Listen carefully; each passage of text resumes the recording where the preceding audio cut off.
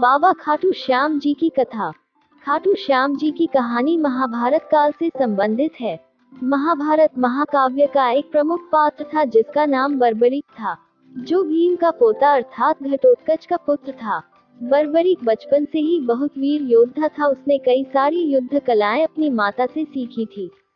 बर्बरीक भगवान शिव का बहुत बड़ा भक्त था और उसकी इस भक्ति से प्रसन्न होकर महादेव ने उसे 3 अचूक वाण दिए थे, जिसके आगे बड़ी से बड़ी शक्ति क्षीण हो जाती थी और इसी वजह से बर्बरीक 3 वाण धारी के नाम से भी विख्यात था। इतना ही नहीं मित्रों, अग्निदेव ने भी बर्बरीक को एक दिव्य तीर दिया था जिससे वो तीनों लोकों पर विजय प्राप्त कर सकता था।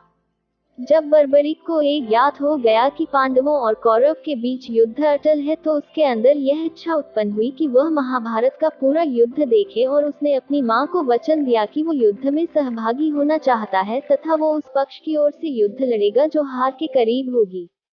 इसके बाद बर्बरीक नील घोड़े पर सवार होकर अपने 3 वाण लेकर युद्ध के लिए रवाना हो गया। दूसरी ओर श्री कृष्ण भगवान, जिनकी लीला अपरंपार है, उनको ये पता चल गया और उन्होंने ब्राह्मण का वेश धारण कर बर्बरीक को रास्ते में रोका ताकि वो उसकी शक्ति का मूल्यांकन कर सके।